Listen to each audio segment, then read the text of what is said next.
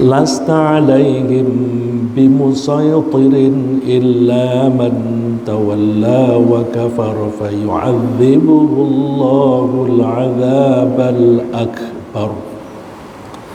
Lasta ini fi'il yang tidak lengkap, yang tidak tamah, tapi disebut fi'il naqis dari kata laisa.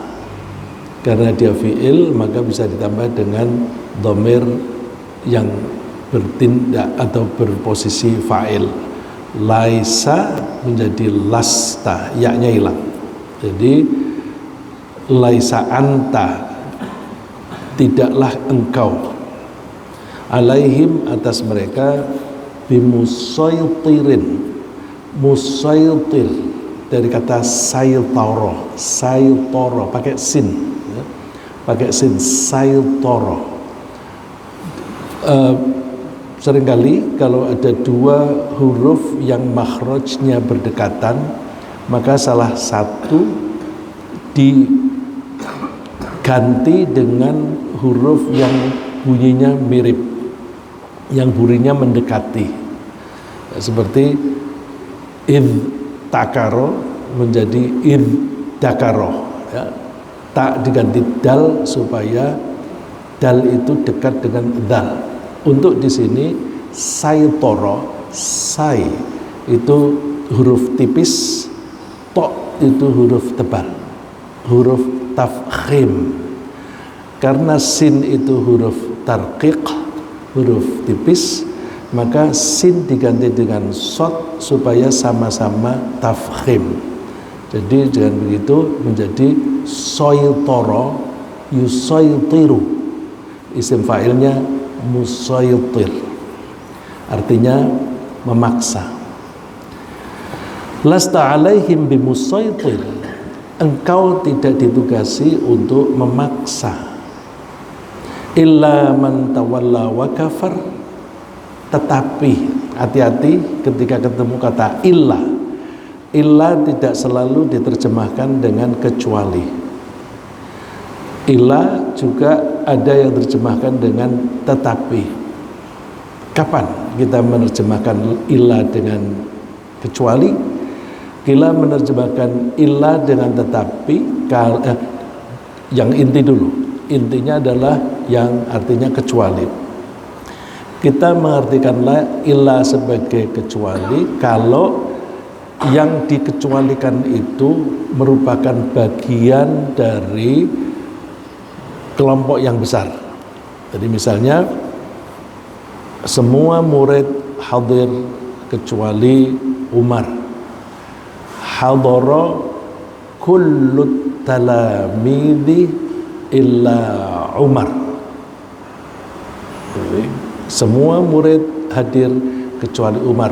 Umar ini bagian dari murid, maka kita menerjemahkan dengan ilah. La ilaha illallah, tidak ada Tuhan kecuali Allah. Tapi ilah itu kita artikan tetapi kalau yang dikecualikan, kata-kata setelah ilah bukan merupakan bagian dari kata-kata sebelumnya. Engkau tidaklah ditugasi untuk memaksa. Terus kalau diartikan kecuali orang yang berpaling, apa hubungannya ini? Ya, jadi kalau tidak ada hubungan langsung ini, maka terjemahannya tetapi. Ya. Illa man tawalla, tetapi ada orang-orang yang berpaling wa kafara dan mengingkari. Ini kalau bahasa Indonesia yang gampang, kedengarannya seperti benar, ya. Misalnya semua jamaah haji kloter 1 sudah tiba di Jakarta kecuali bagasi mereka. Benar nggak itu? Semua jamaah haji sudah tiba di Jakarta kecuali barang-barang mereka. Nggak cocok dengan tetapi. Tapi kita seringkali tidak cocok dengan kata kecuali, tapi kita seringkali menggunakan itu. Lebih cocok semua jamaah haji kloter 1 sudah tiba di Jakarta, tetapi barang-barangnya atau bagasinya belum. Jadi karena barang itu bukan manusia, bukan bagian dari jamaah haji. Mudah-mudahan ini jelas. Mohon maaf untuk yang kurang tertarik dengan bahasa, karena yang hadir di sini atau yang Zoom ada yang memahami bahasa dan ingin mengetahui bahasanya juga. Saya suka nyebut, tapi mudah-mudahan tidak terlalu banyak saya menyebutnya, menerangkannya. Illa man tawalla wa kafar, akan tetapi ada orang-orang yang berpaling dan mengingkari. Fayu'adzibuhullahu, maka sebagai akibatnya Allah menyiksa mereka al-adzabal akbar, dengan siksaan yang sangat besar atau paling besar, ya. Al-akbar kita seringkali mengartikannya lebih besar atau paling besar. Kalau untuk Allah, Allahu Akbar, kita menyebutnya maha besar. Tapi kadang-kadang wazan ini, sighat ini, sighat af'alu, itu tidak berarti paling, tetapi sangat besar. Jadi Rasulullah dihibur oleh Allah bahwa kamu itu tugasnya hanya menyampaikan saja. Kamu nggak usah maksa-maksa. Kalau sudah diberitahu jangan maksa-maksa atau tidak maksa-maksa, maka kita ketika menyampaikannya bisa dengan cara yang sabar, dengan penuh kasih sayang. Karena kalau kita itu ditugasi dan dipaksa harus bisa, harus berhasil, maka kita stres. Kalau yang kita ajak itu tidak mau, maka kita merasa gagal. Karena kita merasa gagal, lalu kita kecewa dan bisa marah kepada orang itu. Bahkan kekecewaan itu bisa memuncak, bisa sampai putus asa. Oleh karena itu Allah sering menghibur Nabi Muhammad SAW ketika berdakwah. Udah, kamu nggak usah sedih kalau kamu tidak berhasil. Seperti fala'allaka bakhi'un nafsaka ala atharihim illam yu'minu bihadzal hadithi asafa. Kamu nggak usah putus asa sehingga kamu mau bunuh diri, nggak usah. Ada juga Allah menghibur dengan cara begini, Muhammad, orang-orang itu ketika mengingkari kamu, itu bukan karena kamu yang diingkari. Mereka itu dari dulu percaya kok kepada kamu, bahwa kamu itu orangnya jujur. Mereka menyebut kamu Al-Amin, orang yang bisa dipercaya. Tapi mereka tidak percaya kepada kamu setelah engkau menyampaikan ayat-ayat atau pesan-pesan dariku Allah. Oleh karena itu menunjukkan bahwa mereka tidak mengingkari kamu, tapi mengingkari aku, Allah.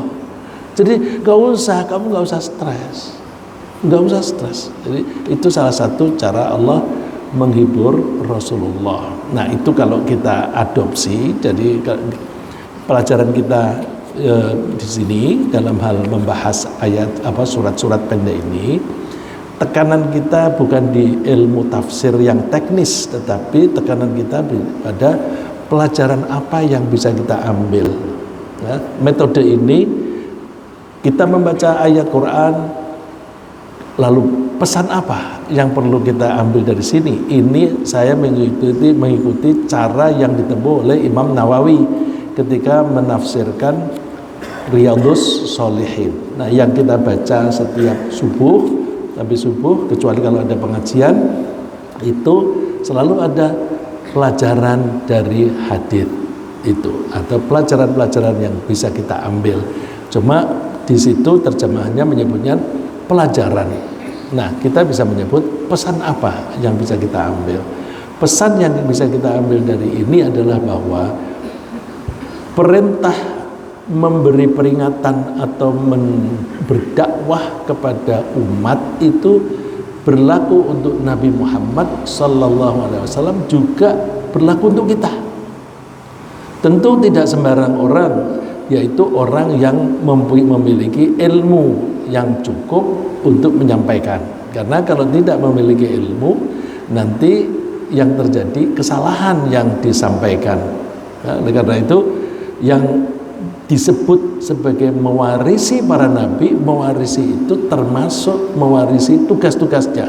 Karena nabi itu tidak mewariskan harta, tetapi mewariskan ilmu. Ya, ilmu dalam hal ini ilmu yang datangnya dari Allah. Jadi Allah menyebut al-ulama'u warathatul anbiya. Disebutkan begitu, al-ulama'u warathatul anbiya. Para ulama itu adalah pewaris para nabi. Nah, disebutnya al-ulama. Tentu tidak sembarang ulama, ya. Ulama itu sebenarnya arti umumnya orang-orang yang berilmu. Nah, kalau dikatakan orang-orang berilmu, tidak hanya orang yang pintar membaca Quran, pintar membaca hadis atau mengajari alif bata. Karena di sini kita ini kan orang mengajari alif bata saja sudah dipanggil ustadz. Padahal kalau di Mesir al-ustadz itu artinya profesor. Jadi kalau disebut ustadz itu profesor. Di sini ngajari alif bata sudah ustadz begitu.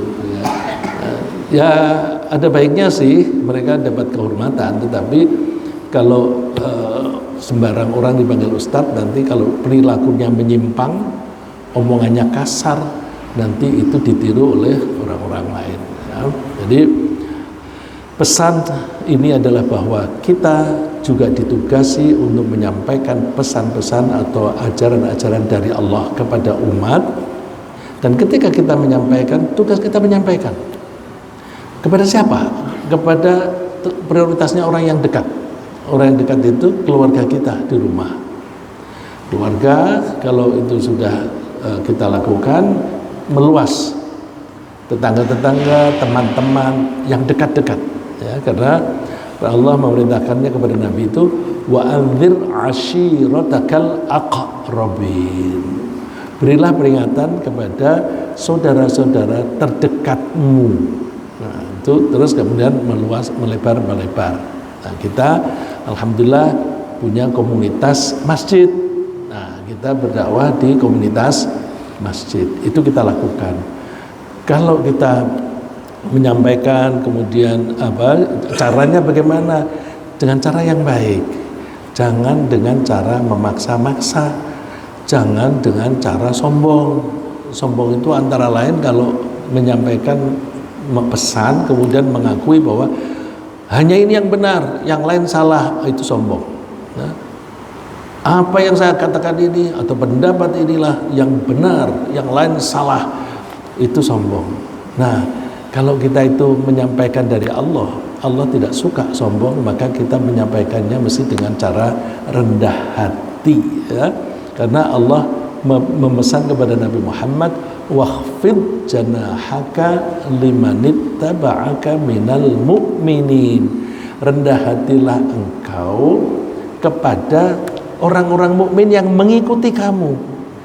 Rendah hati kepada orang yang mengikuti Nabi Muhammad itu pengikut. Itu kalau Rasulullah itu guru, ya pengikutnya itu murid. Jadi guru terhadap murid disuruh rendah hati. Kita seringkali begitu menjadi guru atau dipanggil ustadz terus sok hebat gitu. Mohon maaf ini saya bisa dikritik teman-teman ini. Saya dulu memperkenalkan diri saya di sini bukan sebagai ustadz. Lama-lama pada manggil saya ustadz. Saya mengenalkan diri sebagai wartawan. Siapa Bapak? Saya wartawan. Terus pembicaraannya ya kisah keduniaan aja. Belakangan ustadz. Waduh, saya ini dipanggil ustadz. Saya tidak boleh berubah sikap. Kalau ada yang mengamati saya, kok kamu jadi berubah, jadi sombong, tolong saya ditegur, ya. Karena seringkali orang begitu dipanggil ustadz, maka dia sudah merasa diri lebih dari yang lain. Nah, merasa lebih itu bisa mengakibatkan sombong, ya. Itu kalau kita lihat di video YouTube itu suka ada orang salaman itu milih.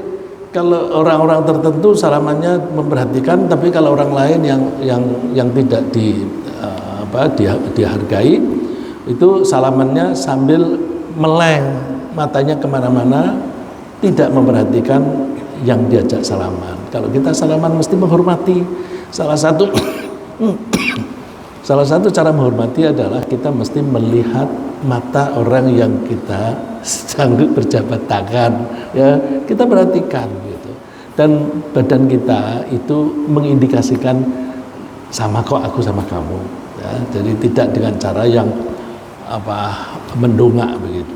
Nah, dan kalau ada orang-orang yang kita dakwahi kok mengingkari, ya sudah, kewajiban kita hanya menyampaikan.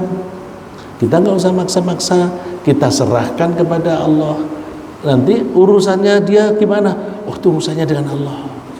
Dia apakah selamat atau tidak di akhirat nanti serahkan kepada Allah. Dan kita tidak boleh ngejudge, ya, tidak boleh menghakimi orang lain. Termasuk misalnya orang yang, mohon maaf bahasa kasarnya, bajingan pun kita jangan mengutuknya. Karena orang yang sekarang jahat belum tentu matinya jahat.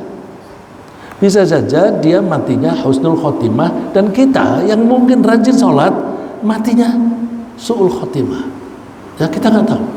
Karena ada kejadian-kejadian, mudah-mudahan tidak banyak ya, rajin ke masjid, tapi kemudian ketika sakit tidak ada saudara yang mendampinginya, lalu yang mendampingi itu perawat atau dokter yang agamanya lain, lalu suka membisiki ajaran-ajaran mereka dan bahkan mentalkin untuk ajaran mereka. Ini tidak main-main itu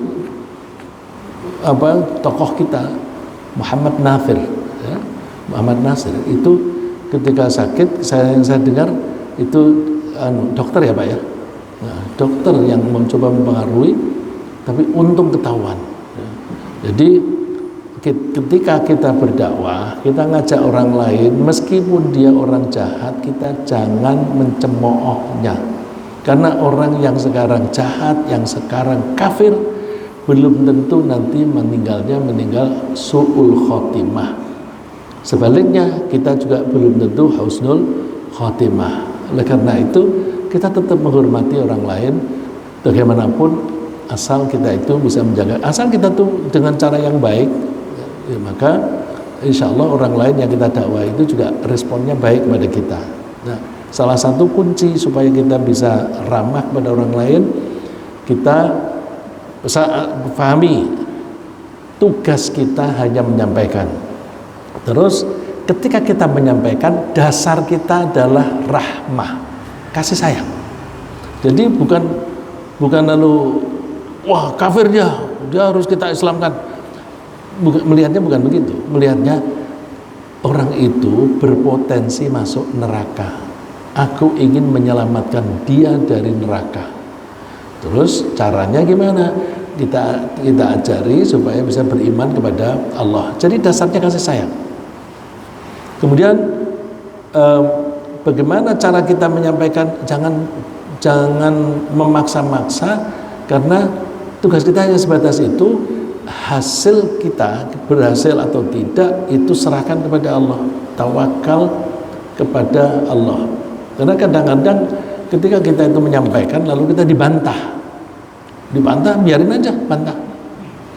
Seringkali saya mendengar orang-orang yang suka bantah-bantah itu, nanti ketika malam hari menjelang tidur merenung, benar juga ya dia ya, benar juga ya. Terus besok bantah-bantahan lagi, seolah-olah dia tuh protes begitu. Biarin aja, kita kalem aja, karena kita menyampaikannya itu dengan kasih sayang. Kalau dengan kasih sayang, bahasa kita nanti akan lembut. Terus orang yang saya ceritakan ini, kebetulan kejadiannya dengan teman saya yang tinggalnya waktu itu di Jakarta Pusat, akhirnya masuk Islam orang itu, dan dia cerita bahwa ternyata di perjalanan saya dari rumah ke tempat kerja saya itu ada masjid sekian jumlahnya. Dulu saya tidak melihat, saya mengira tidak ada masjid sama sekali. Setelah saya masuk Islam, ternyata banyak masjid gitu. Jadi kalau orang tidak menaruh perhatian, itu tidak menangkap apa yang diamati atau yang dilalui begitu. Ya samalah dengan kita. Kalau kita itu misalnya sepeda motor, kita nggak suka pakai skuter. Terus suatu saat ada orang cerita tentang Vespa misalnya, kelebihannya begini-begini, terus dia pertimbangkan mau beli Vespa.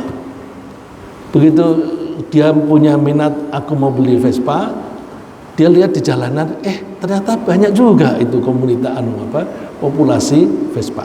Itu jadi kita sampaikan supaya dia menjadi makin familiar, makin mengenali banyak tentang Islam.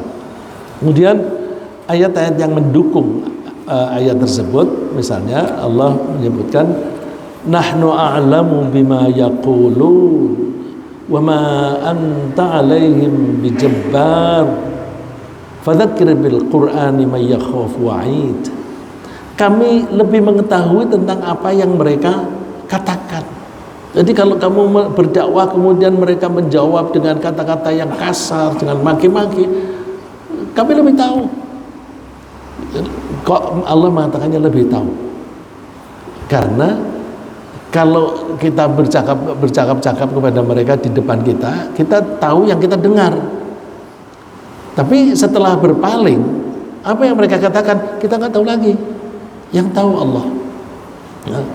Dan di sini yang sedikit yang tertarik kepada tata bahasa, nahnu kok a'lamu, kok bukan na'lamu, nahnu kok a'lamu, pakai hamzah. Hamzah itu kan kalau ana a'lamu, kalau nahnu na'lamu. Ini bukan fiil. A'lamu di sini bukan fiil, tapi isim. Sigat isim tafdil, ya, isim tafdil untuk menunjukkan arti lebih. Jadi itu isim yang menunjukkan arti lebih. Maka nahnu meskipun kami, a'lamu. Nah, artinya lebih mengerti untuk membedakan. Misalnya ini a'lamu itu artinya lebih mengerti atau mengetahui. Karena bisa saja ana a'lamu, saya mengetahui. Tapi a'lamu di situ bisa fi'il mudhari', bisa isim fa'il. Ana a'lamu minka. Nah, kalau setelah a'lamu itu ada kata min daripada, berarti a'lamunya lebih mengerti. Atau setelah itu ada bima yaqulun. Kalau ada berarti a'lamu ini artinya lebih mengerti. Nahnu a'lamu bima yaqulun. Kami lebih mengerti tentang apa yang mereka katakan. Wa ma anta 'alaihim bijabbar, dan kamu itu tidak boleh memaksa-maksa. Jabbar itu artinya orang yang selalu berusaha memaksa. Salah satu sifatnya Allah Al-Jabbar. Ini kalau ada yang mempermasalahkan, katanya Allah itu Al-Jabbar, Allah maha memaksa. Tapi kok ada ayat, nanti kita kutip, la ikraha fiddin, tidak ada paksaan dalam agama. Gimana sih hubungannya antara Jabbar dan la ikraha fiddin? Nanti kita insyaallah ketemu. Fadzakir bil qur'ani may yakhafu wa'id, maka berilah peringatan mereka itu dengan menggunakan Al-Qur'an. Ini jadi kalau kita mau berdakwah, gunakanlah Al-Quran sebagai sumber inspirasi, sumber informasi dan sebagainya. Pernah di suatu pengajian saya bertanya, Pak, itu si A biasanya hadir kok sekarang tidak hadir? Oh, dia bilang katanya Pak Rizza itu kalau nggak nyampaikan pengajian dia terlalu banyak ngutip Al-Quran, dia nggak pernah ngutip hadis. Oh, saya juga ngutip hadis. Tapi kenapa dia keberatan saya ngutipnya Al-Quran? Karena Rasulullah itu tugasnya menjelaskan Al-Quran. Kalau tugasnya menjelaskan Al-Quran berarti intinya adalah di Al-Quran. Jadi kenapa dipermasalahkan? Jadi mungkin dia terpengaruh oleh orang-orang yang mengajarkannya hadis benar ya, hadis itu benar, harus kita ikuti, tapi jangan meniadakan Al-Quran, karena Al-Quran itu adalah yang dijelaskan oleh Nabi dalam arti hadis. May yakhafu wa'id, beri peringatan dengan Al-Quran kepada orang yang takut kepada ancamanku. Wa'id itu ada kata wa'dun, ada wa'id. Wa'dun janji, wa'id janji. Bedanya apa? Kalau wa'dun itu janji positif, kalau wa'id janji negatif. Jadi kalau janji akan mengancam, janji ancaman itu wa'id. Nah ini yakhafu, takut, wa'id kepada janjiku. Nah, itu janji apa ini? Janji siksaan. Ya, kalau kalau itu janji positif biasanya disebutnya wa'dun. Ya, seperti misalnya ghulibatir rumu fi adnal ardi wa hum min ba'di ghalabihim saghlibun fi bid'i sirin lillahi al-amru min qablu wa min ba'd yawma idzi yafrahul mu'minun. Terus ayat berikutnya itu ada wa'dallah, ya, itu janji Allah, janji kemenangan. Nah, itu positif, maka wa'ad. Baik, saya teruskan. Nah, ini la ikraha fid-din, tidak ada paksaan dalam agama. Qad tabayyana ar-rusydu minal ghayy, sudah jelas mana petunjuk dan mana jalan yang sesat. Karena sudah jelas, nggak perlu dipaksa. Satu, hubungannya apa dengan Jabbar? Begini, Allah itu mengendalikan alam raya ini dengan paksa. Kenapa dengan paksa? Supaya alam raya ini teratur. Semua nurut kepada Allah diatur. Kalau ada benda-benda yang tidak nurut, alam raya ini hancur. Nah, kalau mau ambil contoh, kita itu suka maksa-maksa manusia. Orang yang bekerja di perusahaan kita paksa harus nurut seperti polisi kita. Nggak nurut keluar. Karena apa? Begitu ada yang tidak nurut, perusahaan jadi kacau. Nah, Allah ketika mengelola alam raya ini semua dipaksa. Tapi ada satu makhluk yang tidak dipaksa, yaitu manusia. Kenapa? Karena Allah membekali manusia dengan akal. Nah, akal itulah yang bisa memahami suatu perilaku itu berakibat apa. Nah, ini penting dan jarang orang yang mau memikirkan tentang akibat. Kalaupun orang itu memperhatikan akibat, itu pendek sekali. Saya berikan umpamakan, kalau ada satu kejadian A misalnya, kejadian ini pasti mempengaruhi yang lain. Pengaruh itu menjadi akibat. Jadi sebab akan menghasilkan akibat. Akibat ini akan menjadi sebab baru. Sebab baru ini akan diikuti akibatnya. A berakibat B, B berakibat C, C akan menjadi sebab baru, hasilnya D dan seterusnya. Kalau kita pengen selamat, kita mesti mempelajari sebab akibat ini yang panjang. Makin panjang makin bagus. Kebanyakan orang hanya mikiri satu akibat saja. Ya, misalnya, saya jatuh cinta sama wanita cantik, masih muda, terus saya tertarik, kan halal gini. Terus kamu gimana? Aku punya gaji, aku punya duit, aku bisa membiayai, oke? Tapi dia tidak nyadari bahwa begitu dia nikah dengan orang, padahal dia sudah punya istri, itu ada akibat lain. Akibatnya bukan hanya satu. Akibat terhadap istri yang pertama itu nanti akan ada kecemburuan. Akibat kepada anaknya itu menjadi merasa kurang diperhatikan dan sebagainya. Belum lagi akibatnya, kalau orang ini adalah pendakwah, nanti bisa kehilangan murid. Ya, pernah kan ada orang begitu nikah lagi, nggak laku lagi dia berdakwah. Nah itu terus begini. Nah, kalau kita ingin mentargetkan masuk surga, kita mesti melihat ini sepanjang itu. Jadi kalau saya bergaul dengan orang yang suka korupsi, itu nanti akibatnya apa? Saya bisa terpengaruh, saya nanti bisa diajak macam-macam dan sebagainya. Terus yang kemudian ujung-ujungnya saya nggak bisa masuk surga.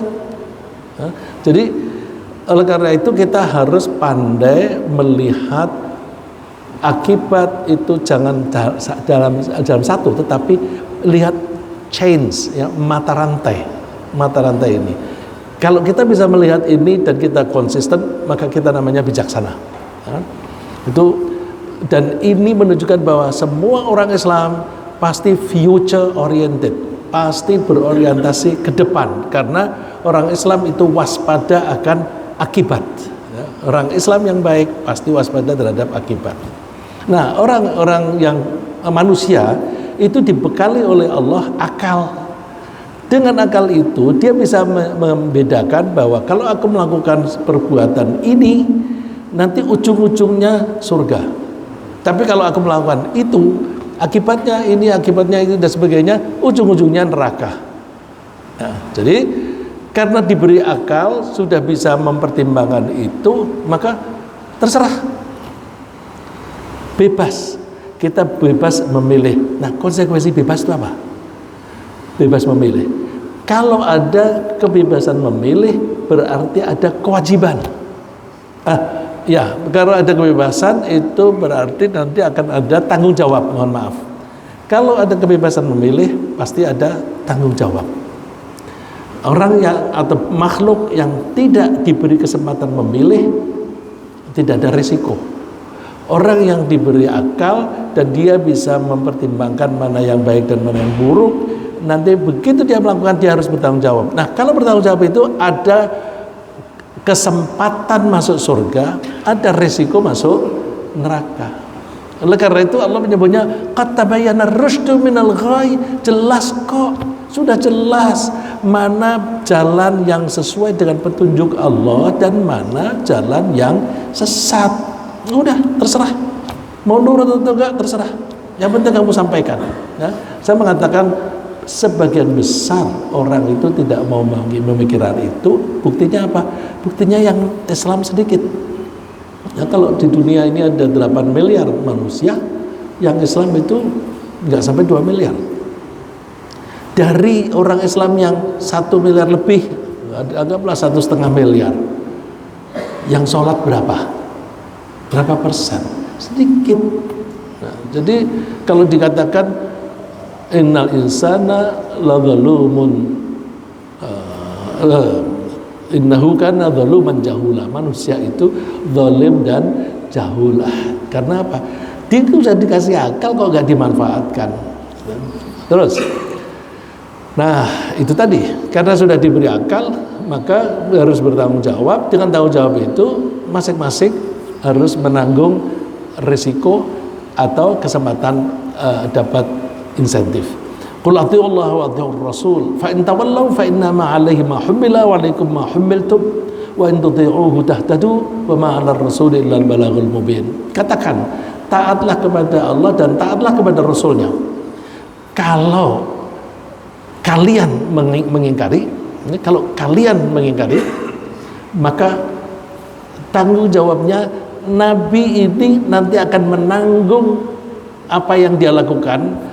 Kalian yang membangkang akan menanggung apa yang kalian lakukan. Jadi masing-masing akan menanggung resikonya sendiri-sendiri. Ini saya kalau mau bilang bahasa, saya meliriknya kepada teman yang rajin bahasa ya. Fa in tawallau itu artinya mereka berpaling atau kamu berpaling. Nah, itu kita lihatnya di belakang. Di belakang ada wa alaikum ma hummiltum. Oh, berarti tawallau itu artinya kamu berpaling. Kok begitu? Tawallau itu kan fi'il madhi. Bukan, ini bukan fi'il madhi, ini fi'il mudhari. Asalnya fa'in tatawallau. Kalau ada 2 tak dalam fi'il mudhari, maka salah satu dari taknya itu boleh dibuang. Jadi fa'in tawallau aslinya adalah fa'in tatawallau, fi'il mudhari' bukan fi'il madhi. Kita tahunya bahwa di belakang itu ada mahummiltum, kamu. Wa in tuti'uhu tahtadu, kalau kamu mau taat kepada Allah dan Rasulnya, kalian itu akan menjadi orang yang menerima petunjuk dari Allah. Dan utusan Allah itu hanya diwajibkan untuk menyampaikan saja. Nah, kalau toh ada orang yang membangkang sambil menantang-nantang, kamu nggak akan bisa mengalahkan Allah. Fa in tawallau fa'lamu annakum ghairu mu'jizillah. Kalau kalian membangkang, berpaling, ketahuilah bahwa kamu tidak akan bisa mengalahkan Allah. Mu'jiz itu mengalahkan atau melemahkan. Kamu nggak bisa mengalahkan Allah. Kamu mau lari kemana? Nggak bisa. Kamu pasti akan dibangkitkan dan pasti akan dikumpulkan di padang mahsyar. Wa basyiril ladzina kafaru bi'adzabin alim, dan beritahukanlah kepada orang kafir bahwa mereka akan mendapatkan siksaan yang pedih. Nah, bahkan siksaan itu kadang-kadang siksaan bukan hanya di akhirat saja, juga siksaan dunia dan akhirat. Tergantung perilaku mereka, tergantung situasinya. Allah menyebutnya, wa man a'rada 'an dzikri fa inna lahu ma'isyatan dhanka wa nahsyuruhu yaumal qiyamati a'ma. Siapa yang berpaling dari peringatanku, maka dia akan mengalami kehidupan yang sempit, kehidupan di dunia. Wa nahsyuruhu yaumal qiyamati a'ma, dan kelak di akhirat dia akan dibangkitkan di padang mahsyar dalam keadaan buta. Mereka protes, qala rabbi lima hasyartani a'ma wa qad kuntu basira. Tuhan, kenapa engkau bangkitkan dan kamu kirim saya ke padang mahsyar ini dalam keadaan buta, padahal dulu aku di dunia kan bisa melihat. Dijawab oleh Allah, qala kadzalika atatka ayatuna fanasitaha wa kadzalika al-yauma tunsa. Demikianlah karena kamu dulu kedatangan atau memperoleh peringatan dengan dibacakannya ayat Al-Quran, tapi kamu tidak mempedulikannya, kamu melupakannya. Nah, karena dulu kamu melupakan dan tidak memperhatikan, maka di hari ini kamu tidak diperhatikan. Jadi nasibnya menjadi buruk. Oleh karena itu, pesan yang paling inti adalah bahwa kita jangan menyepelekan pesan-pesan Allah, terutama yang ada di dalam Al-Quran. Al-Quran itu satu ayat pun tidak boleh kita ingkari. Jadi jangan pernah mengadu, mengkontraskan antara ayat Quran dan hadis. Ya. Karena apa? Hadis itu adalah keterangan perilaku atau sabda Nabi Muhammad Sallallahu Alaihi Wasallam. Tugas beliau dalam memberi penjelasan tentang Al-Quran. Maka ketika beliau menjelaskan Al-Quran, tidak mungkin penjelasan beliau bertentangan dengan Al-Quran. Jadi jangan pernah mengingkari Al-Quran satu ayat pun, atau bahkan bagian dari ayat. Kalau toh kita mempunyai metode pemahaman, hati-hati. Karena metode pemahaman itu kita yang menciptakan, bukan Nabi. Kalau metodenya itu dari Nabi, kita pegang. Tapi banyak metode itu manusia yang menciptakan. Manusia ini terutama para ulama. Jadi kalau kita membaca pendapat para ulama, kita hormati. Karena manusia ini kan terbatas, maka ada kalanya pendapat ulama A kebanyakan bagus dan saya cocok. Tapi mungkin ada satu pendapat yang kita tidak cocok. Ya udah, satu itu aja tinggalkan. Tapi nggak usah mencemooh dia, nggak usah mencemooh dia. Banyak di antara kita diambil satu contoh yang kita nggak cocok, terus wah itu tuh seperti itu, makanya jangan mengikuti itu. Itu berbahaya, karena para ulama itu bagaimanapun adalah guru-guru kita. Mereka itu menyampaikan pendapatnya itu setelah mempelajari dengan baik, dengan metode yang baik, dan dengan niat juga yang baik. Maka kita jangan pernah mencemooh ulama. Nah, saya kira sementara demikian, mudah-mudahan kita dibimbing oleh Allah. Saya ingin menyampaikan, mohon maaf, satu lagi. Kalau ada ayat Al-Quran membicarakan tentang siksaan, maka kita dianjurkan atau boleh berdoa mohon perlindungan. Dan kalau ada ayat membahas tentang rahmat Allah, misalnya tentang surga, kita boleh memohon kepada Allah. Ini contoh yang dikemukakan oleh Auf bin Malik. Qumtu ma'a Rasulillah sallallahu alaihi wasallam lailatan faqama faqara'a surat al-Baqarah la yamurru bi ayati rahmatin illa waqafa fasa'al wa la yamurru bi ayati adzabin illa waqafa fata'awwal. Saya pernah sholat suatu malam dengan Rasulullah sallallahu alaihi wasallam. Lalu Rasulullah sholat itu ketika berdiri membaca surat Al-Baqarah, seluruh surat panjang. Tidaklah beliau itu membaca sampai di ayat yang menceritakan rahmah, kecuali Rasulullah berhenti sejenak dan memohon. Dan tidaklah Rasulullah membaca satu ayat yang menceritakan tentang siksaan, Rasulullah berhenti sejenak dan mohon perlindungan.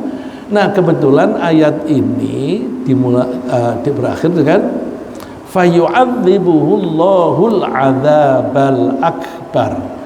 Lalu Allah menyiksa orang-orang itu dengan siksaan yang pedih. Terus kita dianjurkan meniru Rasulullah mohon perlindungan. Nah, yang lazim dibaca orang-orang adalah Rabbi a'idni min adzabik. Ini boleh dibaca oleh imam maupun oleh makmum. Sholat sendiri boleh dibaca di dalam sholat, boleh dibaca di luar sholat. Doa semacam ini boleh di dalam sholat, boleh di luar sholat. Cuma kalau di dalam sholat, kalau misalnya imam membaca keras, kita makmum membacanya pelan. Atau imam sendiri membaca ini boleh, tapi jangan baca keras. Karena kalau dibaca keras nanti menjadi kacau. Ini bagian ayat Quran atau bukan? Ya. Rasulullah tadi menurut Auf berhenti membaca kemudian memohon. Nah, kok dia dengar? Berarti suaranya berbisik-bisik yang sampai Auf itu mendengar. Dan hadis itu tidak hanya Auf saja yang bercerita. Kalau tidak salah Anas bin Malik juga bercerita. Yang isinya serupa, baca surat Al-Baqarah dan Ali Imran. Nah, isinya sama. Berarti pada suatu saat Rasulullah itu sholat malam, bukan sholat isya, ya, sholat malam. Kemudian ada beberapa sahabat yang mengikuti, lalu itu yang dilakukan oleh Rasulullah. Nah, karena itu sholat malam, ada ulama yang berpendirian bahwa boleh membaca doa ini di dalam sholat kalau sholatnya sunnah. Tapi itu penafsiran, ya, penafsiran. Nah, kalau penafsiran ada yang berpendapat begitu, bagus, oke. Tapi ada pendapat boleh dalam sholat yang fardu. Nah, itu ulama yang lain berpendapat begitu. Jadi ya kita mau ngikut yang mana terserah, ya. Kalau kita seret, tapi kebanyakan ulama berpendirian bahwa dalam sholat fardu pun boleh, ya. Rabbi a'idni min adzabik. Tuhan, lindungilah aku dari siksaanmu. Kalau baca yang lain gimana? Boleh, kan tidak ada kepastian. Dan yang penting doa. Misalnya yang kita sudah hafal, Rabbi ajirni minan nar. Ajirni, jauhkanlah saya dari neraka. Tapi karena ayat ini ceritanya bukan nerakanya tetapi siksaannya, ini lebih cocok, ya. Rabbi a'idni min adzabik.